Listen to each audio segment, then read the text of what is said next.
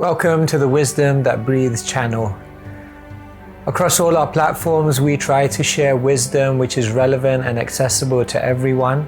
But on this particular platform, we go deeper into some of the ancient principles found within the scriptures.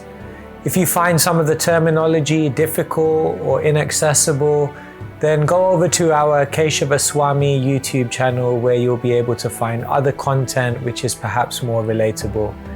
Thank you and enjoy the wisdom that breathes. So before I begin, does anyone have any topic that's on their mind or something they're thinking about? Maybe you have some question. I'm happy to take some guidance from you if there's something you're interested in or would like to hear about. Otherwise, okay, Prabhu has some. I'll take some ideas and then I'll choose what I like. Yes, Prabhu, please. Taking shelter, how to kind of prepare or move to take shelter of Supreme Lord during this month. Okay, so how to take shelter. In the world, we're taking shelter of so many different things. And we find security in so many different things. But how can we ultimately take shelter of Krishna? Because Rakshishyati iti Vishvasho, ultimately Krishna is the only protector. Okay, nice one. Yes? Building a relationship with Guru and the devotees. How do we build a relationship with the Guru? Yes, it's not that we just rubber stamp and have a formal relationship with the Guru or the devotees. How can we make it more personal? How can we make it more substantial? Okay, nice. Okay. Wow, you guys have a lot of ideas, okay? Let's see. Vrindavan is where devotees are. Vrindavan is where the devotees are. Yatra gayanti madbhakta tatra tistam narada is said in the Shastra that wherever the devotees are together, they're chanting. That is Vrindavan. Vrindavan is not just a geographical place, but it's the place of a state of consciousness. Association. Nice point. Thank you for reminding us that even rainy Birmingham can be Vrindavan. Thank you. Is it really possible to totally surrender in the Kali? Is it possible to totally surrender? Is it actually practical? Is it possible? Is it achievable? Okay. So what if we overestimate ourselves and now we can't follow the Kartik vows that we aspire for? Then what do we do? Okay, there we go, a very practical one. What if you over-vowed? And now you're kind of struggling with that vow. Okay, there are many ideas here. Okay, so let me begin with a theme and then I'll try to weave all of some of these things in. And then if at the end of the lecture I don't manage to do it, we'll give you your money back. Om Jnanatimirandhasya Jnananjana Shalakaya Chakshurunmilitam Yena Tasmai Shri Gurave Namaha Shri Chaitanya Manobhishtam Sthapitam Yena Bhutale Svayam Rupa Kadamayam Dadati Svapadantikam Vandeham Shri Guru Shri Yuta Padakamalam Shri Guru Vaishnavam Shri Rupam Sagrajatam Sagana Raghunatham Vitam Tam Sajivam Sadvetam Savadrutam Bharijana Sahitam Krishna Chaitanya Devam Shri Radha Krishna Padan Sahabana Lalita Shri Vishatam Vitam He Krishna Karuna Sindhu Dinabandhu Jagatpate Gopesha Gopika Kanta Radha Kanta Namostute Tapta Kanchana Gauri Radhe Vrindavaneshwari Vrishabhanu Sute Devi Pramani Hari Priye Vancha Kalpatarubhyascha Kripa Sindhubhya Evacha Patitanam Bhavnebhyo Vaishnavebhyo Namo Namaha Shri Krishna Chaitanya Prabhu Nityananda Shri Advaita Gadadhara Srivasadi Gaura Bhakta Vrinda Hare Krishna Krishna Krishna Hare Hare Hare Rama Rama Rama Hare Hare. Shri Prabhupada ki. In one song, Narottam Das Thakur says, Darshana Pavitra Kora E Tomar Gun. He says the pure devotee is so powerful that Darshana Pavitra, just by their sight, just by them seeing something, everything becomes purified. Srila Prabhupada was such a devotee. Jagannath Prabhu is at the beginning talking about smiling. And when Srila Prabhupada smiled, if Srila Prabhupada smiled on someone, then some transformation took place in them, because when a pure devotee smiles, then the soul becomes enlivened, the soul becomes enthused, the soul becomes purified. Nowadays people don't know, isn't it, how to smile. Everyone is very, very serious. But the pure devotee is smiling, susukam kartum avyayam, because they're joyful, because they know Krishna is there, Krishna is so kind, everything that is going on under the divine plan of the Lord. No need to worry, no need to be in anxiety, no need to have any insecurity. Krishna is there. So why you take so much stress? Why you take so much anxiety in your mind? So therefore the pure devotee is smiling. And when the pure devotee sees that certain things are happening in the world, then the pure devotee smiles even more. Srila Prabhupada's disciples said, our goal was at the end of the day, we wanted to go to Srila Prabhupada and report to him something to him that would make him smile. Now let me ask you, when they asked Srila Prabhupada the question, what will please you? What kind of answers do you think Srila Prabhupada gave? Anything that comes to your mind when they ask Srila Prabhupada, what would please you? You're a pure devotee of Krishna, you are a Mahabhagavat. Srila Prabhupada tended to reply in certain ways. Anyone want to say any of the ideas or thoughts that come to your mind? Yes. Give Krishna to as many people as you can. To give Krishna, Srila Prabhupada said, when you share Krishna consciousness, when you give spiritual knowledge, when you reach out and you help others, that is very, very pleasing. Yes. Anything else? When you distribute, who said that? Okay, there we go. We knew where that one was coming from.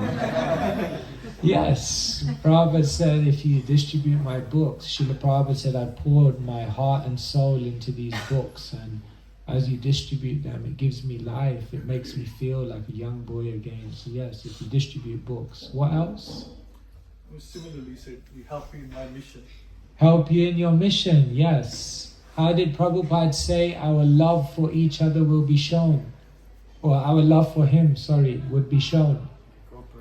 By cooperation. So Srila Prabhupada said cooperation will please me, will make me very happy. Anything else? Distribute prasadam.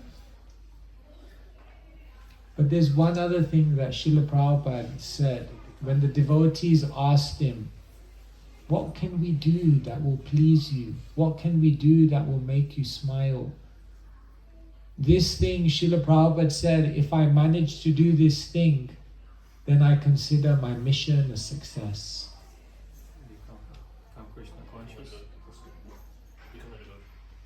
Yes, Srila Prabhupada said, if I can make one pure devotee, then I will consider my whole mission a success.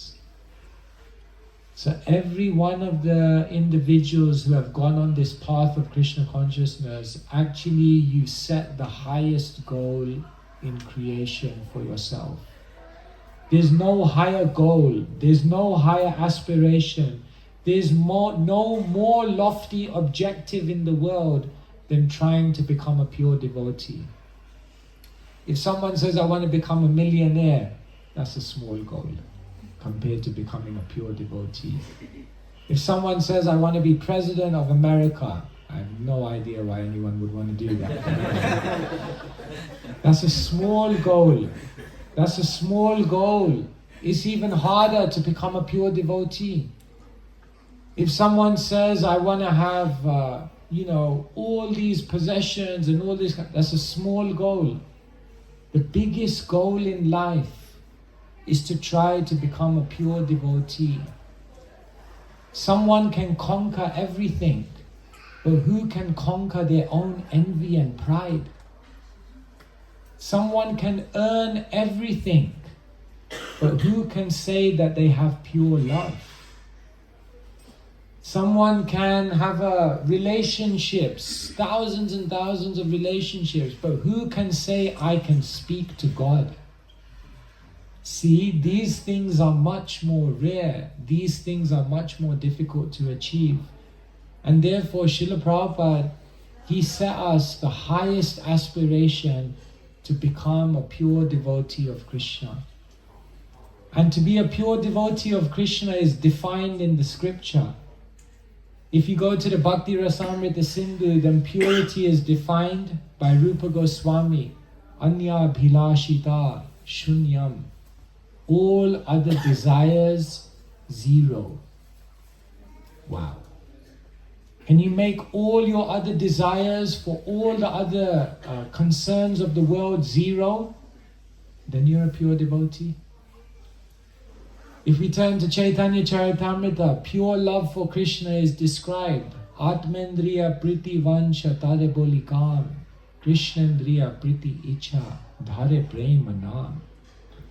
Who is that person who, whenever they make any decision, the only consideration is, how will this please Krishna's senses? Wow, that's high. If we turn to Bhagavad Gita, Manmana bhava mad bhakto madhyaji mamnas manamaskuru. Krishna says the pure devotee is always thinking about me in their mind. Wow, could you do that? Once we went to Govardhan, many of you have been, and the devotees doing Dandavat Parikram. You've seen, they go down 108 times, and then they step forward that much time, and then they go down another 108, and they go around Giriraj all the way like that. So we asked one of these Babas doing this vrata, Ramnam, if you think you've overvowed, think about that one. 108 Dandavat Parikram. We asked him, what inspired you to do this? And you know what his answer was? He said, one day I was reading Bhagavad Gita, the most important verse, and Krishna said, Manmana, always engage your mind in thinking of me. And I thought to myself, I'll never be able to do that. My mind is too chanchal. He said, I read the next word, Madhbhakta. Krishna says, become my devotee. And I thought, I'll never be able to have that kind of pure heart to be a devotee. He said, I read the next line and it said, Madhyaji. Krishna says, worship me. And I thought, how will I be able to worship Krishna? Every time I do worship, my mind is in 50 million different places. He said, and then in the verse I read, Mam Namaskuru, bow down to me. And he thought, that I can do. I can't always think of Krishna. I can't become a devotee. I can't even worship Krishna with concentration. But bow down, that I can do. And he said, in that moment, I decided, let me just come to Vrindavan for the rest of my life and bow down. And that's how he ended up in Vrindavan doing Dandavat Parikrama for the rest of his life. Anyone read that verse and come to that conclusion? I don't think so. So to become a pure devotee, manmana bhava madbhakto, so it's very high. Let me do a survey here, and please be honest. Put your hand up if you have a hope that in this life you will become a pure devotee of Krishna. Put your hand up if you have a hope. Don't be shy. Hi. Everyone else is hopeless. No hope. Then how you keep going? Is it no hope or no desire? Maybe I should ask first, how many would like to become a pure devotee? Okay, everyone would like to. But only some have a hope. Those of you that put your hand up, that you have a hope, that you'll become a pure devotee in this life, let me ask you, what gives you hope? Why do you have hope? What gives you the belief? What gives you the inspiration? What gives you the conviction that maybe in this life I will become a pure devotee? The sadhus, the saintly people are there, and maybe if you hang on, then they'll take you. We'll just do what they say that maybe you'll get. Okay. Because of the holy name, Lord Chaitanya gave us the holy name so we can chant, and by this chanting we can get purified. So eventually, when we're not qualified today, if we will continue chanting the holy name, one day we can get to this stage by the mercy of the holy name, and as Prabhu said, by the mercy of the Vaishnava. The holy name will take you. Nam no hi yavati shakti papa nirharane hare. One may not even understand the power of the holy name of Krishna, that it can counteract more sins than you can perform. Of course, don't test it out, but yes. What else gives you hope that is possible?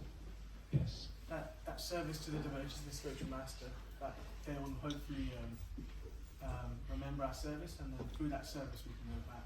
That the Vaishnavas may remember us, that the Vaishnavas may smile on us, that maybe at the end of life, when we're at the gates, there'll be a special concession because the Vaishnavas put in a good word for us. Yes. Srila Prabhupada. Srila Prabhupada, he ended every letter saying, "Your ever well-wisher." So because Srila Prabhupada, who has so much credit with Krishna, because Srila Prabhupada, who did so much, because he said, yes, you can do it. And maybe Srila Prabhupada, as he said, I've got the back door key to the spiritual world. He'll sneak us in.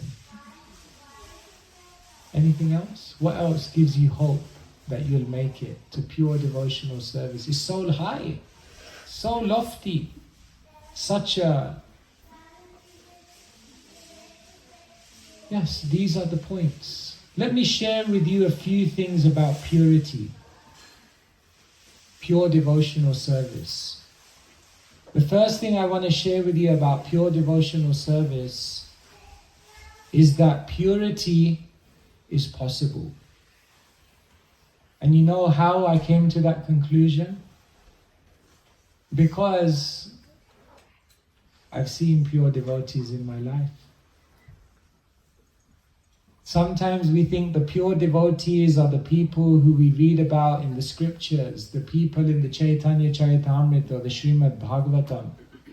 But actually, if you keep your eyes open, if you keep your heart open, then you'll actually see pure devotees before your eyes. You'll experience in this movement individuals who have given up everything for Krishna. You'll experience in your life individuals who, in every decision they make in life, the only consideration is how will this please Krishna. You meet individuals who are ready to do anything to serve Krishna. I mean, the devotees in this movement, when I saw them, I was really impressed by their commitment. And I was so impressed in terms of how hard they were working for Krishna. Like, for example, one day I was at the manor, And so all of you know Parashuram Prabhu, isn't it? So I was walking down the manor and I was walking past the kitchen and he said to me, do you want to come Amsterdam Rath Yatra? I said, okay, why not? He said, okay, meet me here in 1 hour. I was like, 1 hour? I thought you're like planning like in a few months' time or something. And I said, no, it's going on tomorrow. So sure enough, at 11 p.m. at night, I came to the back of the kitchen at the manor. And there Parashuram was in his van. We're going to Amsterdam. So I kind of came to the front of the van, and as I came to the front of the van, all the seats were taken. So I said, like, there's no space here. He goes, no, there's plenty of space. Go around the back. I said, there ain't no seats in the back. He said, no, there's a seat. So I went round the back in his van, and it was full of pots. And right in the middle of that was a deck chair. I said, I'm going to Amsterdam in a van full of pots and a deck chair. I never expected this when I joined the Hare Krishna movement. So anyway, so there I was in a deck chair, chanting my rounds. I didn't know where we were going. At one point, he sneaked us onto the ferry. We went to Amsterdam. So he was driving all night, going to Amsterdam. And then at one point, I don't know how long I was in the van, maybe 5 hours. It was in the middle of the night. I heard a police siren. I thought, oh my God. And sure enough, the car stopped, the van stopped. So then the policeman came to the front. So he asked all of them in the front, where are you going? We're Hare Krishnas, we're going to a festival. So then he was shining the torch. And then somehow he shined the torch to the back. And it came on me. Full saffron. In a deck chair. So he looked at Parashuram driving. He goes, who's this guy? Parashuram said, he's my friend. He said, yeah, but what's he doing in the back there? He said, we're going to a festival. He goes, he's sitting on a deck chair. That's illegal. Parashuram said, I know.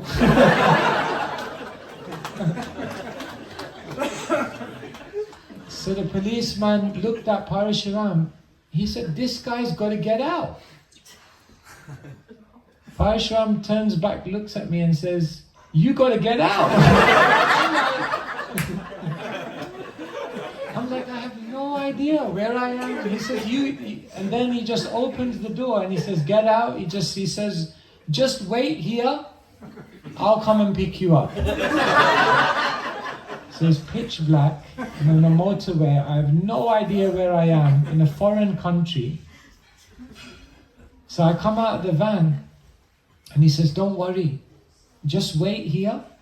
I'll pick you up. He says, do you want the deck chair? I said, okay, I'll have the deck chair. At least I can sit down. So there I am in the middle, somewhere between France and Holland, on some obscure motorway in the middle of the night, sitting on a deck chair. And I have no idea if he's going to come back or not. He said, and then he drives, he said, I'll be back. I said, Krishna said that when he left Vrindavan. He didn't come back for like 80 years. So now this is how amazing Parashuram was. He drove from London all the way to Amsterdam Rath Yatra, which was a 8 hours of driving. What he did when he reached Amsterdam Rath Yatra was he offloaded everything, and then he came back 4 hours. He did come back. He drove back 4 hours to pick me up. We got back in the van. This time I was sitting in the front. We drove back 4 hours again to Amsterdam Rath Yatra. And then as soon as we got out of the van, so by this time he's been driving for 16 hours. We got out of the van, he starts cooking the feast for the Rath Yatra. After 3 or 4 hours of cooking, the Rath Yatra begins and he's at the front leading the kirtan. He does the Rath Yatra for 3 hours, he comes to the square and he starts serving everyone prasadam. And then, after 2 hours when the Rath Yatra serving has ended, he packs everything back into the van and we get into the van. I said, Parashuram, can I sit at the front this time? He said, yeah. We sat at the front, and then I don't know how he did it. He just drove another 8 hours back to London. He just went on. I think he must have gone 30 hours non-stop. And I was so impressed by the devotees in this movement at the level of commitment they have. Purity is possible because if you look around, there are pure devotees of Krishna who have dedicated their lives.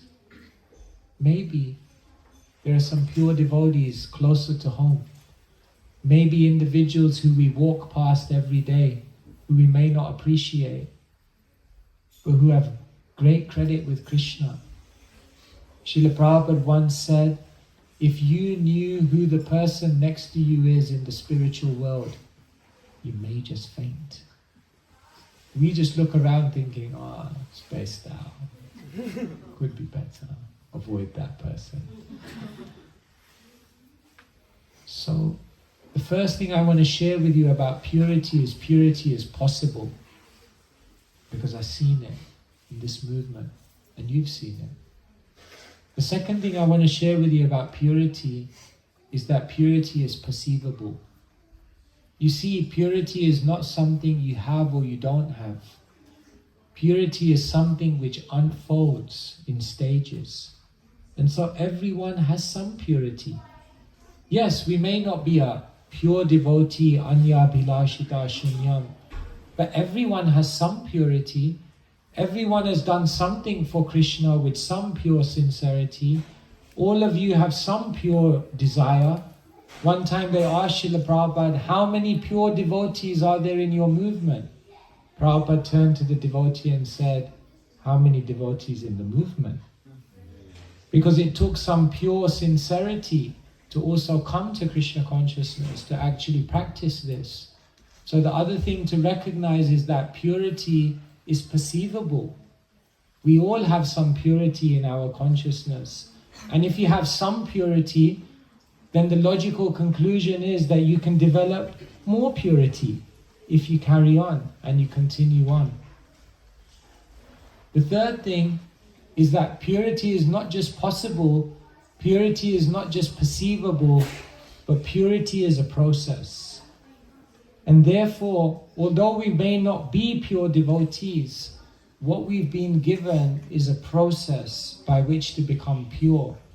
And therefore, although sometimes we feel a little discouraged that I'm not a pure devotee, I have still so many anarthas, so many impurities in my heart, we can recognize that by following this process, anything is possible.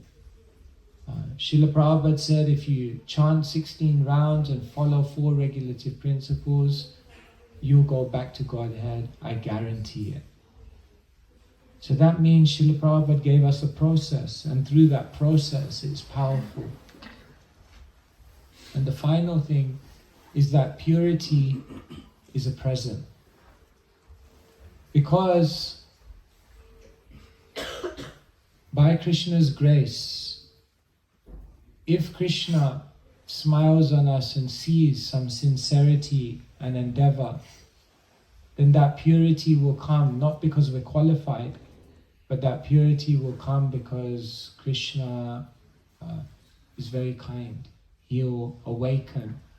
Krishna says, Ananyas chintayanto mam ye jana paripashate desham nitya bhiyuktanam yoga kshema vahamyaham.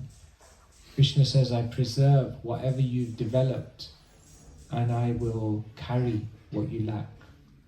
So we come in front of Krishna, we're lacking in so many ways. but Krishna will make up where we're falling short. And therefore, purity is a present given by Krishna, but we have to show that we are desirous, we have to show that we really, really want it. And so, in many of the things that you've talked about, taking shelter means to be pure.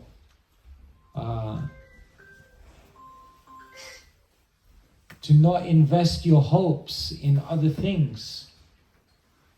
To not have any more faith in material happiness. Purity means to realize that nothing will save me in this life. Not my money, not my position, not my abilities, not my arrangements. Only Krishna. Only Krishna can save me. So, taking shelter of Krishna means that in every situation to act practically in the world, but to know that ultimately none of these arrangements mean anything if Krishna wants something different. And so taking shelter is not just a perfection. Taking shelter is a practice. It means in every situation, in the back of our mind, we realize it all depends on Krishna. Yes, we have to develop a relationship with the Guru, with the spiritual teachers. They teach us the process. They teach us the process by their words, but they also teach us the process by their activities, by their character. They teach us because they are a living theology. We need the book Bhagavat, but then we need the person Bhagavat.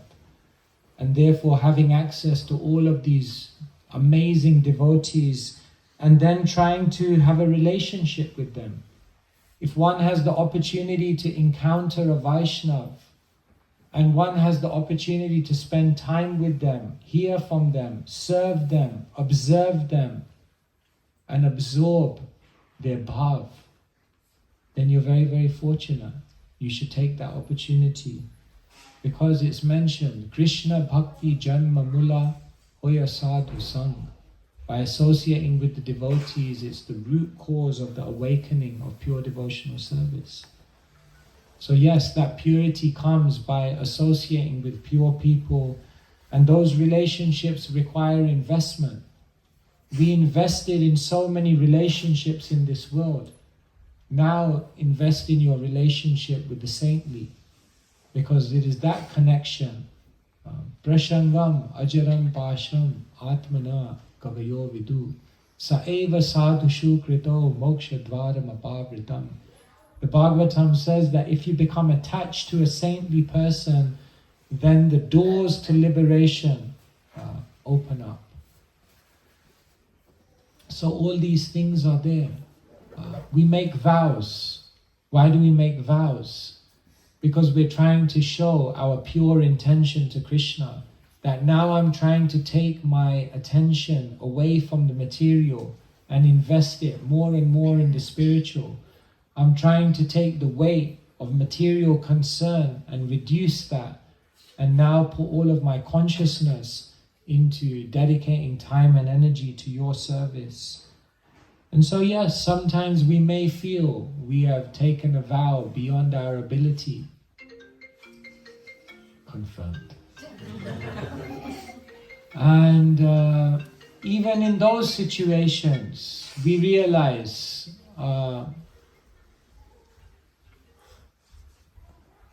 it's just for some time.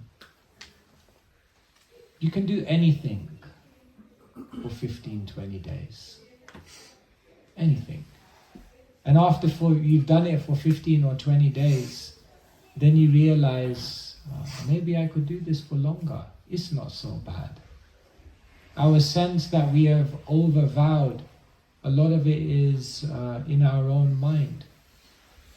And therefore, even in those situations, if we push through, a vow doesn't really count unless it hurts a little bit. So if there's not some doubt that maybe I've over-vowed, if there's not some doubt, then it means you probably haven't made much of a vow. So, yes, whenever you make a good vow, whenever you make a vow that's going to help you develop, whenever you make a vow that's going to push you into another area of Krishna consciousness, it will always feel a little bit difficult. But that determination and that desire is what generates the purity that we're looking for. So like this, today I'm sharing with you some ideas about the thing that will make Srila Prabhupada the happiest. More than what you do, Srila Prabhupada will be pleased by who you are. And therefore, the ultimate aspiration in the life of a devotee is to cleanse their own heart. Because with that pure heart, whatever else you do, whether it be service in this world, whether it be your chanting, whether it be, everything will become empowered, everything will become pure, everything will become pleasing. And so the greatest project, the greatest aspiration is to become a pure devotee.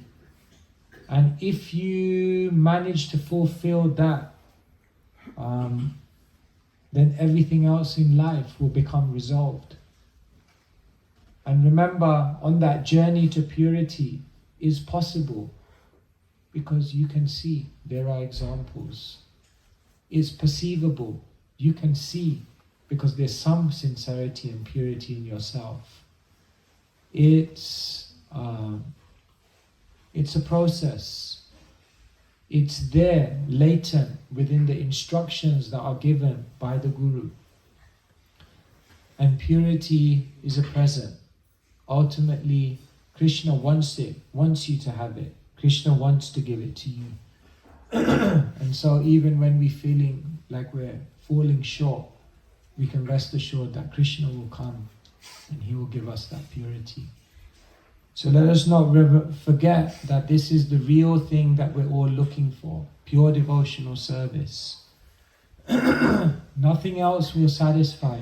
Ahaituki apratihata yayatma suprasidati. If you want to achieve atma suprasidati, real satisfaction of the soul, nothing else will do except pure devotional service. And so even though sometimes we look at the definitions and the examples of pure devotional service and feel it to be very, very far, we can rest assured that it's possible.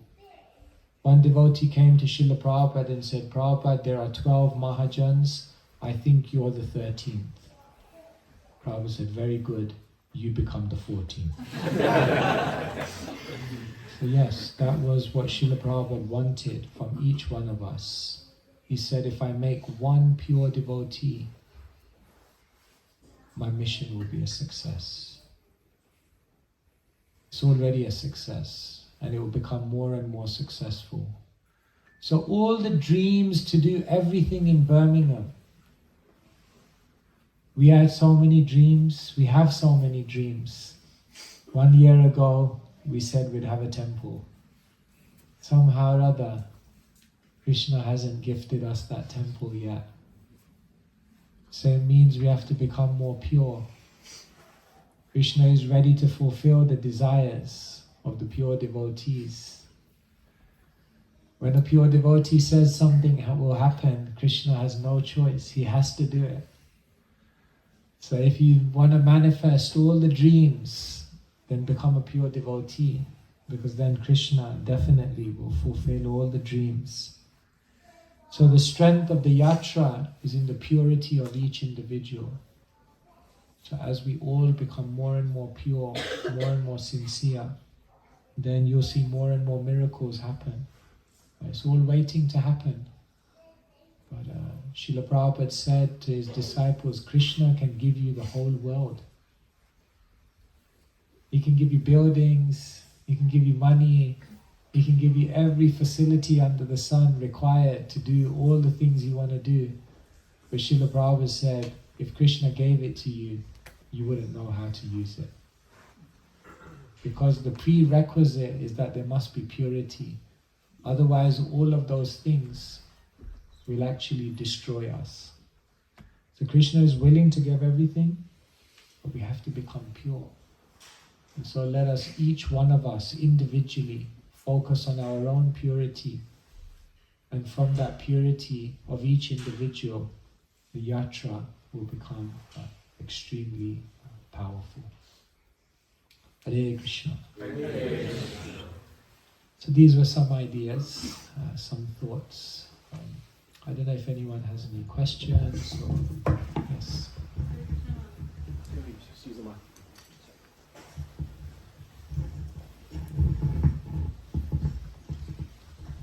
Hare Krishna Maharaj, thank you so much for your wonderful class.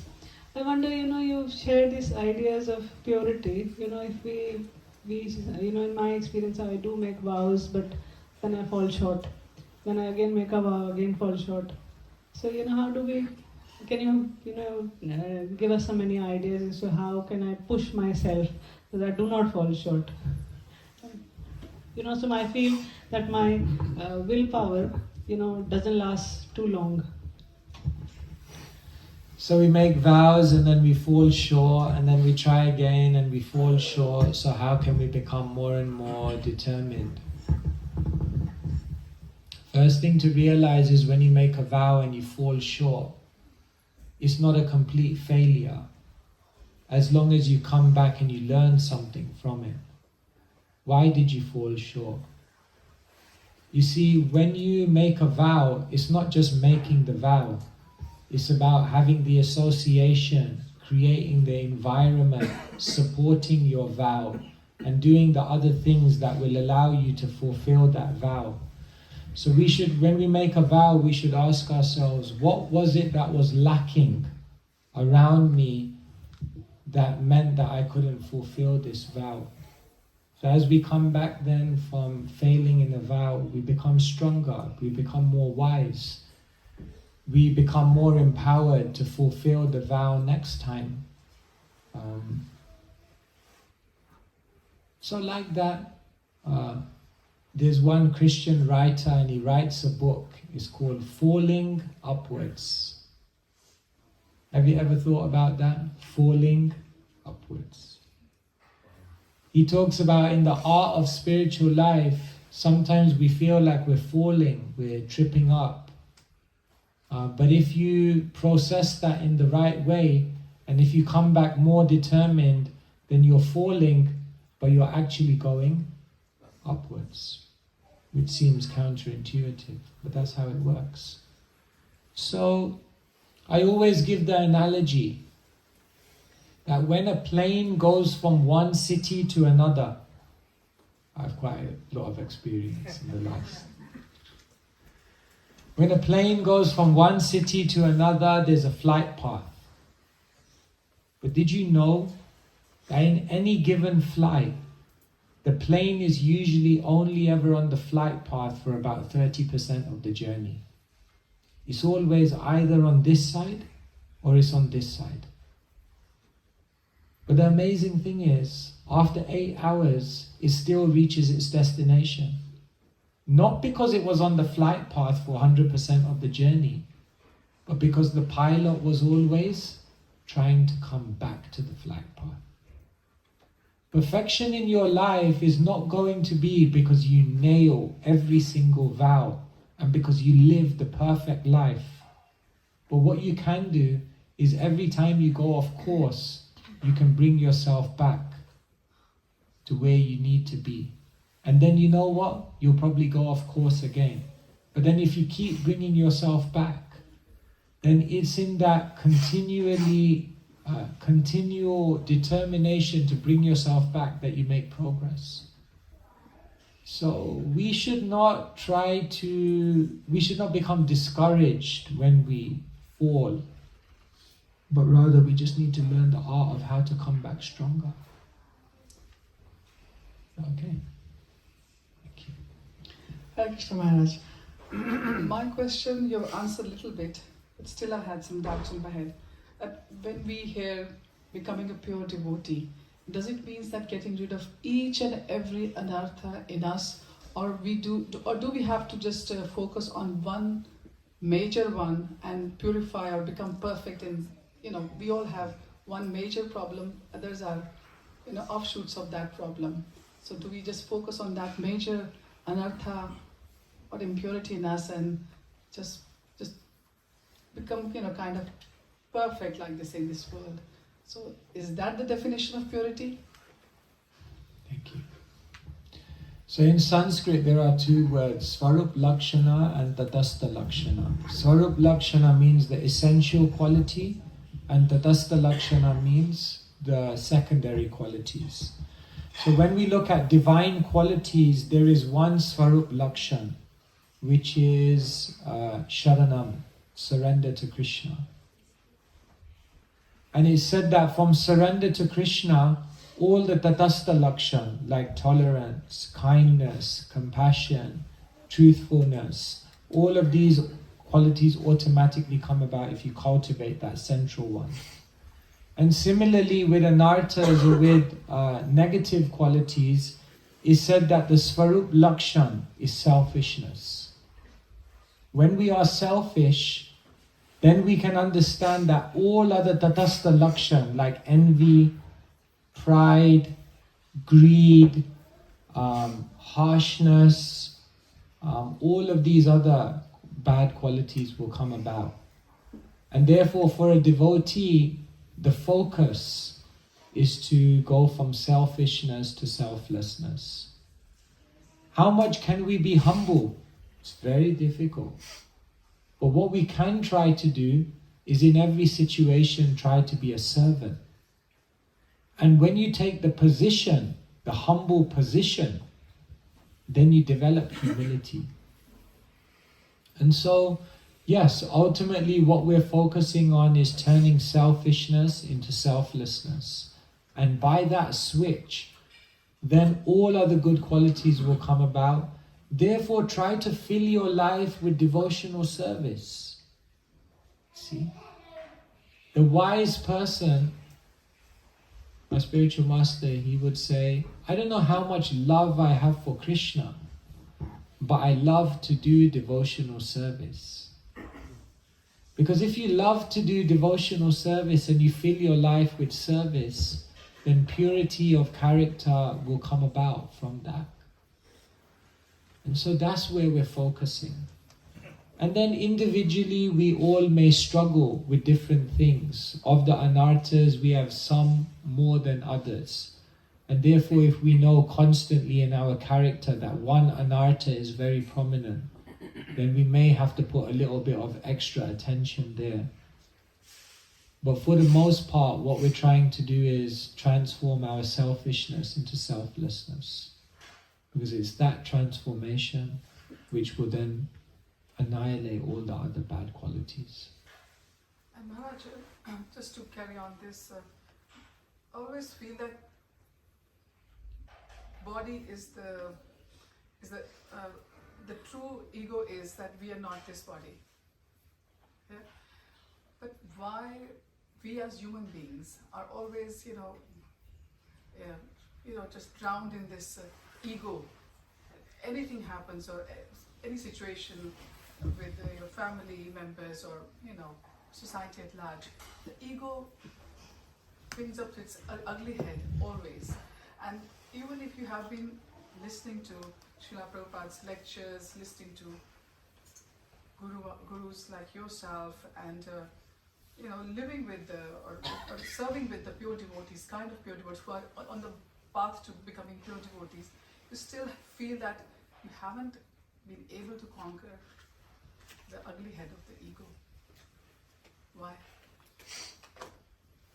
Brahmanda Brahmite Kona Bhagyavan Jeev. So many lifetimes, so many chapters, so many different situations of life in which we've identified with the body and mind.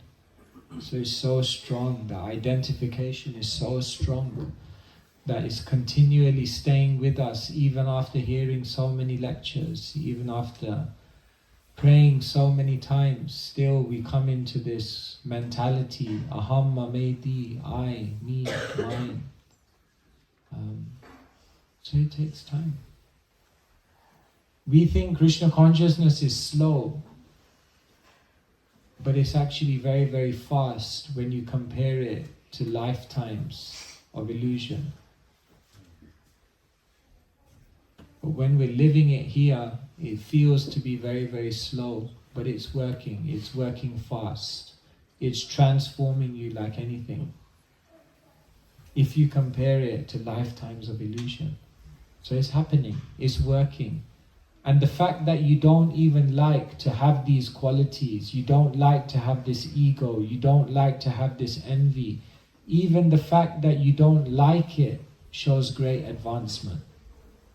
Because previously we were envious, we were proud, we were full of ego, and we couldn't even see it. We just thought it was fine. But now your values have changed. You don't like to be envious.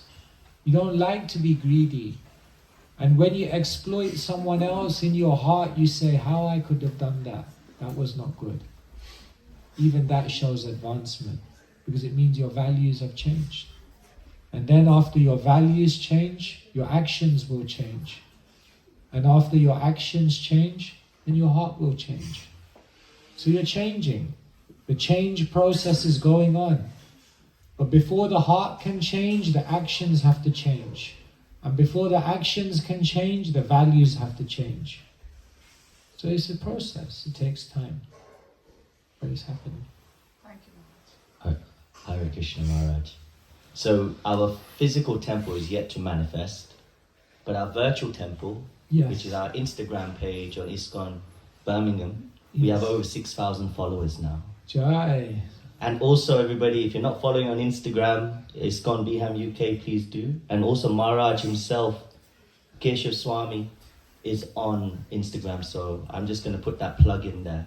So for the followers online, I'm asking on their behalf. Okay. So we've had a few questions, but I'll do a few, and if others don't, I'll ask more. So Harikanta and Bhaktivedanta Prabhu are asking, how do we deal with impurities of the consciousness? We can act pure, but sometimes we get impure thoughts. Yes, we can act pure, but then we get impure thoughts. Yes, they say you can know a great soul because their mind, their words, and their activities are all in line. If you ever meet a person whose thoughts, words, and activities show no sense of hypocrisy, you can understand they're a pure devotee. Because even on a material level, no one could do that. They will show some level of disparity. So yes, we are having impure thoughts. But what does Rupa Goswami say? Vacho vegam, manasakroda vegam, jiva vegam, mudarapasta vegam, etan vegan, yo vishaheta dhira, sarvam apimam, pritivim shashishyat. How Rupa Goswami defines someone who's qualified to make disciples all over the world. It's not that they don't have the pushings of the mind, the thoughts in the mind, but it's just that they don't act on them. So yes, the mind is always screaming, the mind is always telling us to do so many things. Once I was coming back from Soho Street and I went into London Underground at rush hour, and I was going on the escalator down and it was full of people. And this thought went in my head, what would happen if I pushed the person next to me? And I was thinking, how could I think that? I just came back from temple, Hare Krishna. Yes, because the mind, so many thoughts are coming. And therefore, we don't need to take the mind so seriously. We don't need to act on everything. So instead of identifying with the mind, identify the mind. See, the thing is, we identify with the mind, but we have to just watch it and learn not to act on it. Okay.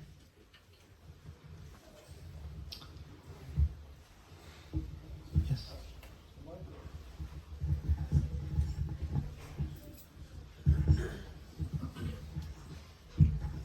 Hare Krishna Maharaj. My question is, You've taken sannyas, I think it's about a year now, is it? So. Yes, Yeah. time flies. Yeah. So how do you feel like your bhakti has progressed since then? Specifically, how do you feel your mood is now compared to before you took sannyas? Depends what day you catch me.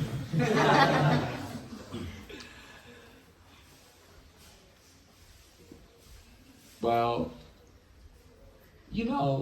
on that day when you take sannyas, I woke up the next day and I realized everything has changed and nothing has changed. It was a funny feeling. I realized everything has changed. I walked out of my room and people were bowing down to me. And I was like, oh my God, this is strange. Who am I?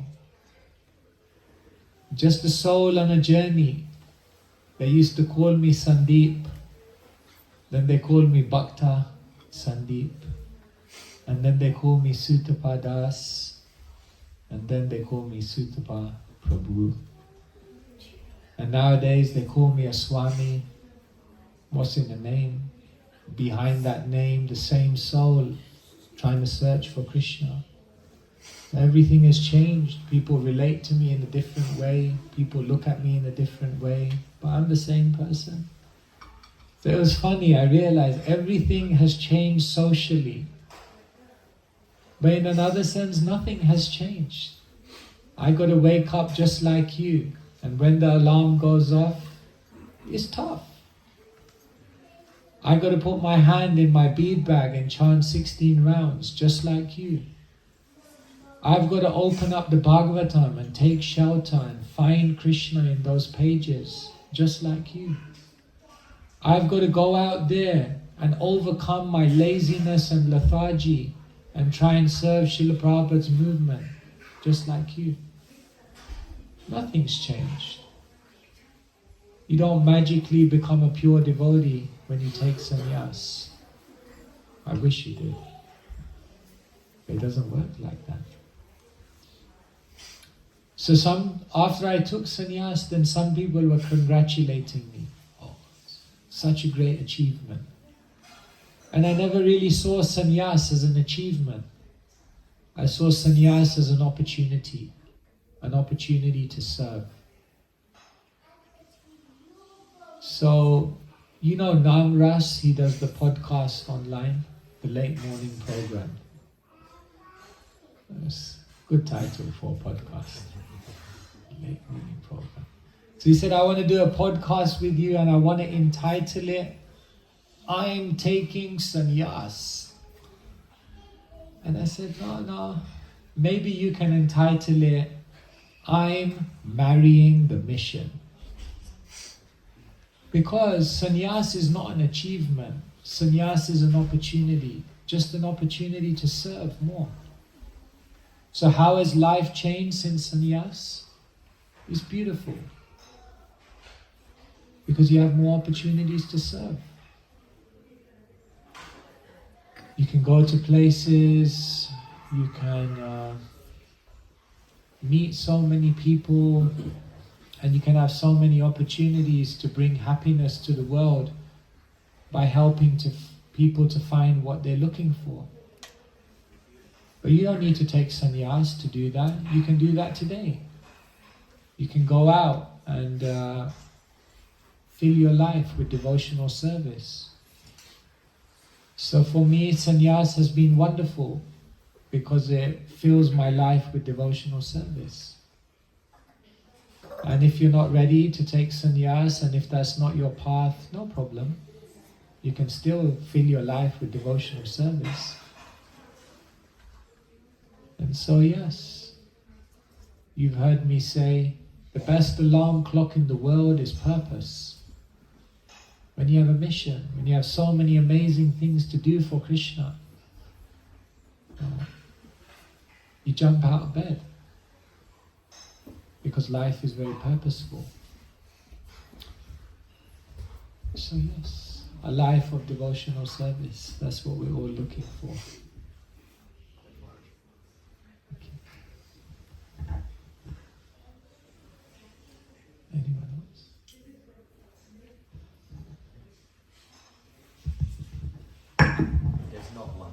Okay, sure.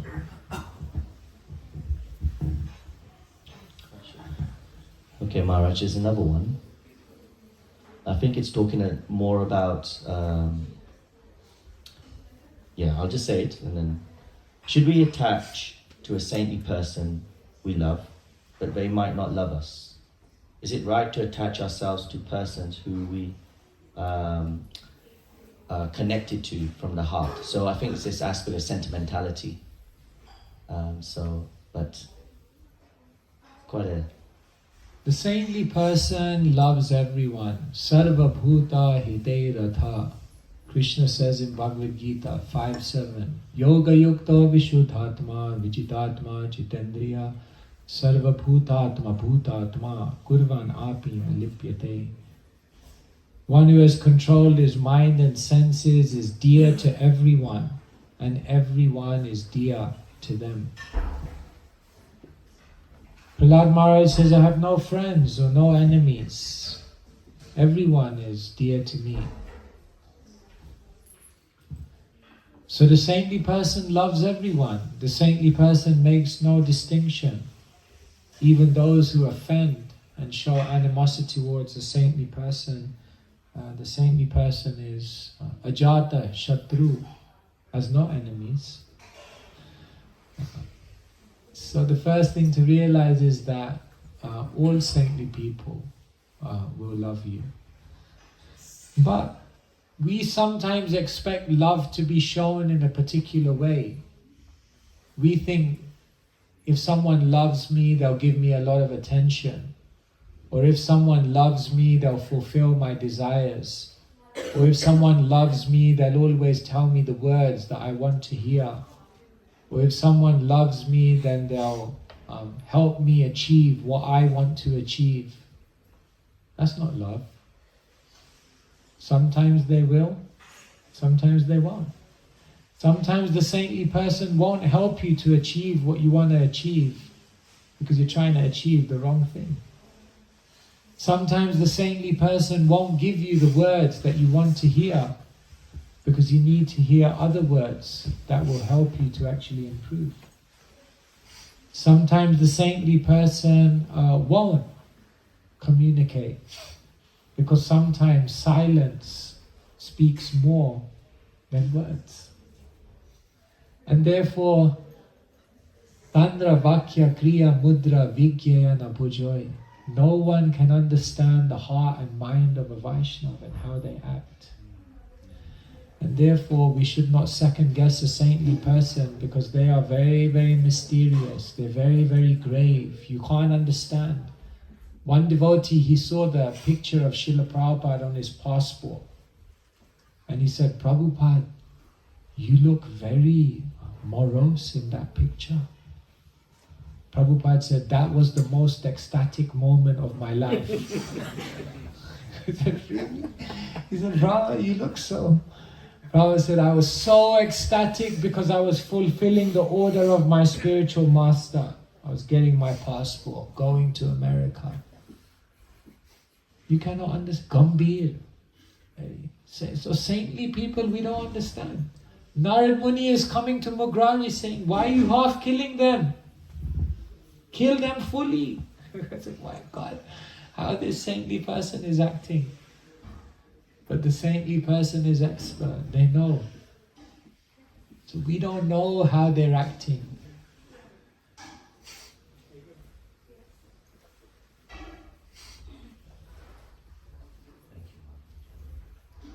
Yes.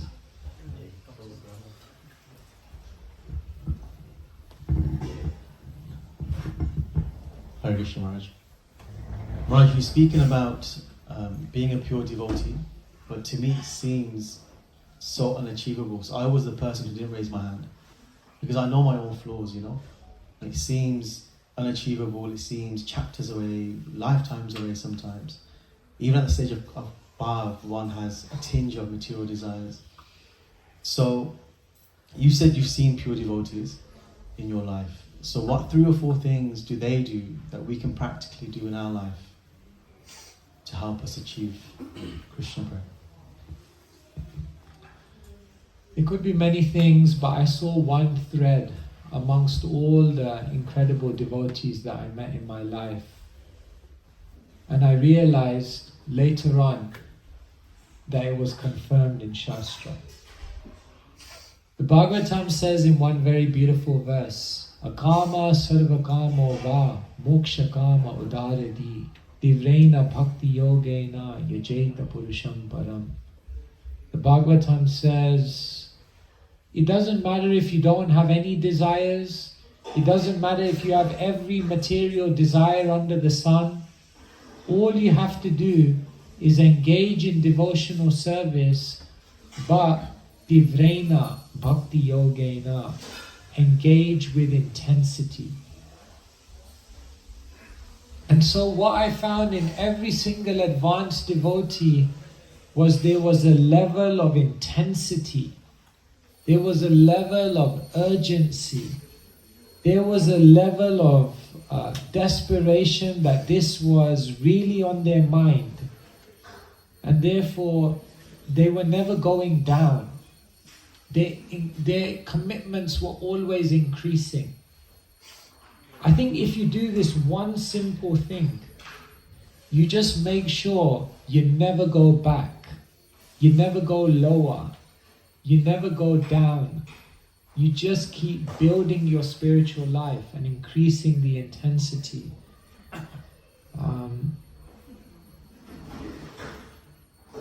Your life becomes filled with Krishna. So, how we do that, I tell people, you have to find an intensity that suits your personality so that you can maintain a consistency that awakens your purity. But you've got to be intense. It's going to take a special effort to get love for Krishna. So you've got to be intense. I was saying yesterday in Coventry, just see how intensely people put effort in to make money in this world. Once we were with Tribhuvanath Prabhu in Prabhupada's darshan room, and he was speaking about this, and he said, people are so enthusiastic for material life. And he actually just broke down, became very emotional. And he said, people are so enthusiastic for material life. They're willing to stay in an office till midnight. They're willing to work an 80-hour week. They're willing to ruin all their relationships. They're willing to forego holidays. They're willing to do whatever it takes to earn a buck. And sometimes I think if we were able to put 20% of the effort we put into our material life into trying to love Krishna, where would we be? I tell you the proof that Krishna consciousness works. With the amount of effort we've actually put in, compared to how much we've put for material life, just see how much Krishna consciousness has changed you. Krishna consciousness has changed us. We have different desires, we have a different vision, everything about us. And if you look at how much we've actually put in compared to how much we've invested in our material life, the return on investment is high. Now imagine if you start putting a bit more of a fraction of what you've done in your material life into Krishna. Like for money, people will have no qualms about relocating to another part of the world and just upping and leaving for a job. People have no issue about that. Would you do that for Krishna? People have no issue, for example, like, oh, you got to spend £80,000 to put your child in university. No, yeah, okay, let's go. No qualms.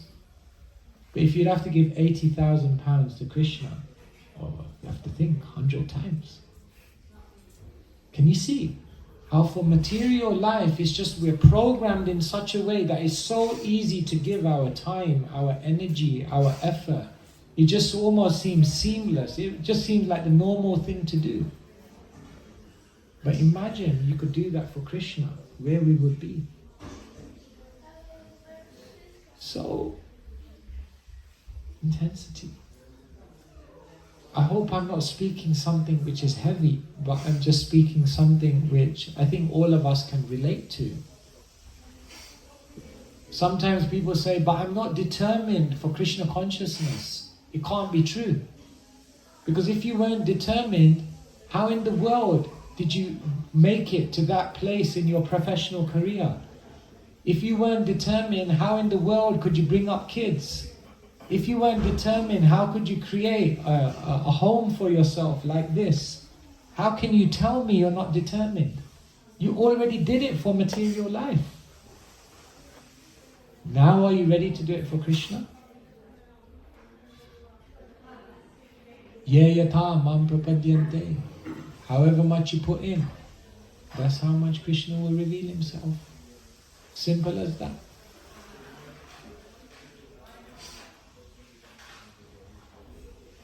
Intensity. Sorry if that was an intense answer to establish the point of intensity. I'm a nice guy. Hare Krishna Maharaj, thank you so much. One question from me. When you're organizing a service, sometimes our ego gets in the way, and sometimes we may feel that our ego is getting the better of us. How do we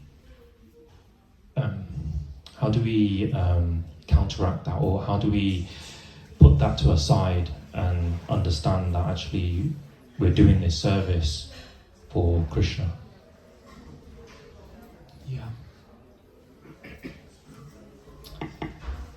To be in a position of leadership is the greatest blessing, because you have the ability to empower many, many other people in their service to Krishna.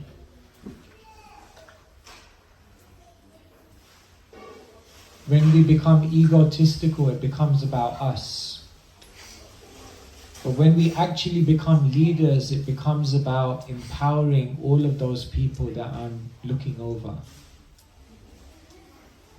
So when you're doing a service, ask yourself, how can I empower, how can I enthuse, how can I enliven all the other people who are serving with me?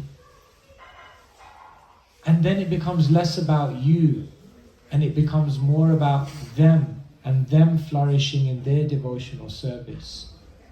And when they flourish in their devotional service, then naturally the service gets done in a better way. And so in our tradition we always talk about servant leadership, that the leader must be the greatest servant. But when the leader becomes a controller, then it becomes difficult for everyone. And so as a leader you have power, as a leader you have influence, as a leader you have your hand on resources. So use all of that power, influence and resource to empower others. If you use your power to empower, then that power will never drain you. But if you use that power to control, then it will be the cause of your downfall. So just use whatever you have to help people flourish in their devotionals. Like Prabhupada was so magnanimous. He said to his disciple, I have 5,000 disciples, you should have 10,000 disciples. He wanted his disciples to be better than him. That's a leader. A leader manages so well that they basically put themselves out of a job. That's how you know you're a good leader. You're a good leader if you empower your team members so well that eventually you don't even need to be there because you've just brought them up. He has to be a leader. So, some ideas. I guess time is going. Is it? Final question. Is it a final question? Yes. Hare Krishna Maharaj, thank you for a wonderful class. Earlier you mentioned, you asked the question, who hopes to become a pure, or who has hoped to become a pure devotee? And I didn't put my hand up either.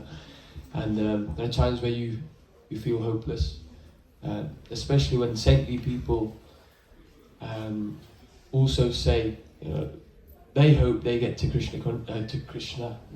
So, someone like myself, how do you overcome that hopelessness and have the drive again to get to Krishna? Therefore, I gave you these points. First point is recognize that people have done it before. Bhaktisiddhanta Saraswati Thakur, he writes, why do Krishna's devotees take birth in all these different places around the world in seemingly very degraded backgrounds? And Bhaktisiddhanta Saraswati Thakur said it's Krishna's arrangement so that we will get the confidence that bhakti can transform anyone from any situation. So therefore, some of the greatest devotees in our movement, if we see from where they were to where they are, it gives us faith that, wow, just see how devotional service changed them. So the first thing is we see purity as possible. That gives us hope because we see it around us. And then the second thing I said is that purity is perceivable. What gives us hope is that, yes, I'm so far away from the goal, but let me also give myself some credit by seeing how far I've come from where I was. Is there some purity perceivable in you? And then realize purity is in the process. So the holy name is powerful. Yes, my Maya is very heavy, but Krishna is heavier. Krishna's name is heavier. And the process of Krishna consciousness is heavier. And then the final thing is purity is a present. So the final, ultimate, Asha Bandha, hope against hope. Rupa Goswami says, Hinarthadika sadhake tvaitata pyacheda mula sate ego bija navallabha vyatayate ha madasheva mam. Rupa Goswami says, actually, there's no reason why I should have a hope that I'm going to make it in this life. But I have a hope against hope. Because Krishna is very kind. So even though I have no reason to be hopeful, because Krishna is so amazing, I still have a hope. So, like that. Yes, become a pure devotee. Why not? Anything short of that will mean that you have to come back to the material world and do it all over again. So who wants to do that? Thank you. Thank you so much. Srila Prabhupada ki